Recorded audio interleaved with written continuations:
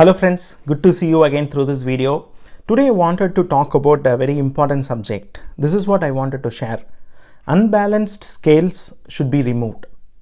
When we talk about scales here, right, I am referring the weighing scales, right? When you go to buy something in the store, let's say you want to buy some vegetables, right? So you have a scale, right, like a weighing scale there that will tell you how much you are buying, whether you are buying 1 kilogram or 2 kilogram or 500 grams, whatever it is. So what happens if that scale that on which you are placing that vegetables or whatever the stuff you are going to buy based on how much you weigh, right? So what if the scale is not balanced, which means if the scale is corrupted and if it's like unbalanced, right?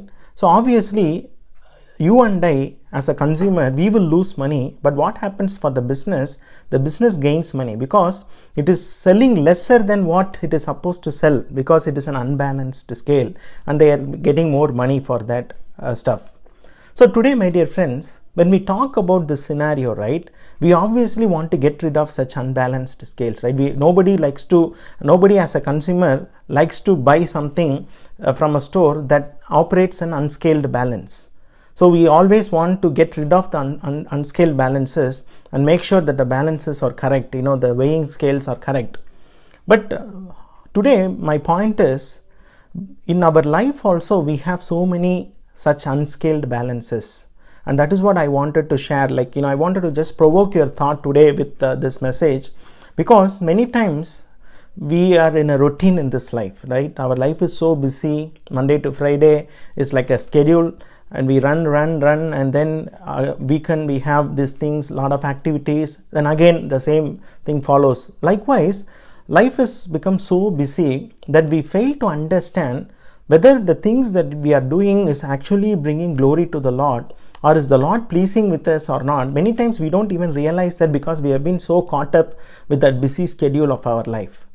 And that is why God says in one verse, like if you read in the scripture, the book of Haggai, right, chapter 1 verse 5, it says like this: therefore says the Lord of hosts, consider your ways. He says examine your ways. And also there was another verse in 2 Corinthians chapter 13 verse 5. He says, examine yourselves to see whether you are in the faith.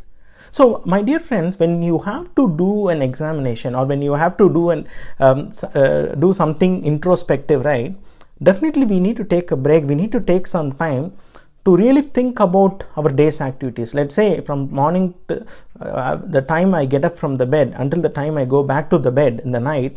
So what are all the activities am I doing? Is every activity that I have done today is pleasing to the Lord? Did I do according to the word of the Lord?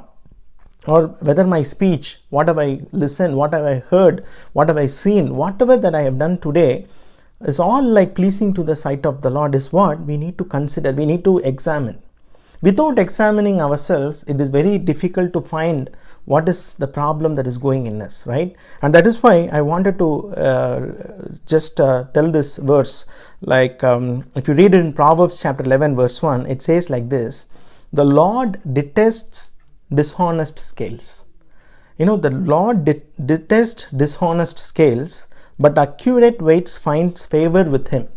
So today in our life, how many dishonest scales do we have? For example, let's say we go to work, right? We are supposed to be at work from in the morning 9 o'clock until 6 o'clock. Let's say we have a 9-hour job a day.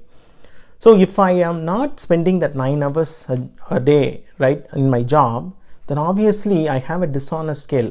Instead, if I spend only 7 hours a day, if I work only for 7 hours a day and I put my timesheet like 9 hours, then it's actually a dishonest scale in the sight of the Lord.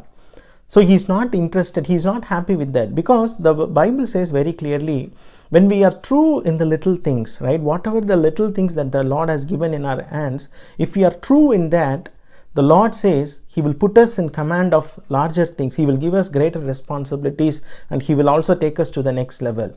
But in the first level, if you and I, we are not being true to the Lord, that is where we get stuck. That is where we feel we've been working hard, we've been doing so many things, but still there is nothing happening. There is no progress in our life.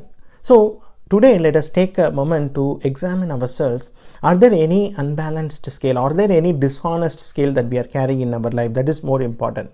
The second thing, in regards to work itself. Sometimes I know an activity or a task that I have been assigned at my work, I know for sure that it will take me 2 days to complete it. But instead of that, if I go to my supervisor and say, no, it's going to take me 4 days, I won't be able to complete in 2 days, that is again a dishonest scale, because I know my capability, I know what I can accomplish in 2 days, but still I am intentionally doing this so that I can avoid some more work. I can be relaxed, or I can just try to stretch the 2-day work into a 4-day work, right? Trying to show as if it's a very tough work, or it requires a lot of effort to be done like that. So all these kind of mentality comes under this dishonest scale. So that is why God detests it. God doesn't like dishonest scales in our life, so we have to get rid of that. Yeah, and another example, if you want, I can say is, between husband and wife, right? That is more important. As a family, husband and wife, we are supposed to take the decision jointly. Husband should consult with wife should consult with husband before arriving at a decision. And that is the sole reason the Lord said that husband and wife will be like one flesh. They will be like in one mind and one flesh. So they will be cleaved together, which means God wanted the husband and wife to be in sync with every decisions that they take for the family. So today, as a husband, if I am not telling every decision to my wife, or if I am trying to spend some money without the knowledge of my wife, or as a wife, if the wife is trying to spend some money without the knowledge of the husband, again it's a dishonest scale, because that is not actual intention of God to run the family, right? Family should have transparency between husband and wife. You may say, if I do this by telling my husband, he's going to stop me in helping these people. There can be some reason we can give like that. But you know what? If you and I, we face a problem, because if we tell our husband, because if we tell our wife that it is going to be stopped, then we have to pray about it. We have to pray that the Lord will bring consensus between husband and wife, so that it can be done in a peaceful way, right? We don't need to be afraid of husband, afraid of wife of doing certain things, because that was not the intended way of marriage. The Lord wanted husband and wife to be equally part of it. They have equal responsibilities, and it is more important that they both are in consensus, and they both are in one mind and in one accord, and they seek the will of God with one accord and one mind. And the next thing that if we think about it is, let's say we are having some responsibilities at workplace, or could be at the church. For example, you and I, we may be handling money. The responsibility or the position that we hold may involve money transactions, right? So when we are handling money transactions at a common place, how are we true to that? Whether we are having all the accounts properly, or are we trying to mix and match, or are we trying to manipulate the numbers? So these are all the things that creates dishonest scales in our life, my dear friends. The verse, it says like this, 2 Corinthians 13 verse 5, right? Examine yourselves to see whether you are in faith. Test yourselves, or do you not realize this about yourselves, that Jesus Christ is in you? And he is asking us to test whether Jesus Christ lives through us, which means we have to live a life that reflects the Lord Jesus Christ, right? So when we live a life that reflects the Lord Jesus Christ, obviously we cannot have dishonest scales in our life.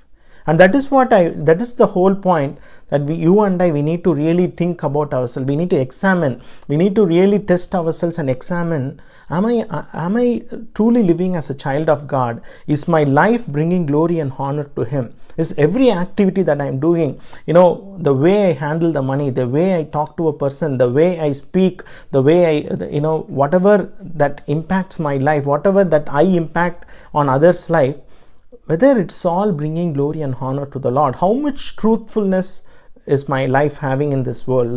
Does my life have truthfulness, or am I being true to the call that God has given in my life? So all these things will determine whether our life is having dishonest scales or we don't have dishonest scales. So that is why when we examine ourselves, when we find the solution, when we find the problems, we can go to the Lord and ask for the solution, because He will help us, He will strengthen us, we can ask for forgiveness. We can say, Lord, these are all my shortcomings. I am so weak at this, Lord. I am not able to overcome this. So I need your help. I need your strength. When we allow our Lord to help us and when we submit to Him, that is when we would be able to get rid of all the dishonest scales from our life, and then our life will be free of that unbalanced scales. And that is what God wants to have, right? And that is how God wants us to live, because as His verse says, the Lord detests dishonest scales but accurate weights, which means he wants you and me to be true in all that we do. He wants to see the truthfulness in our life, which He is so happy about it. May the Lord bless this word. You all have a blessed and a happy day. God bless you.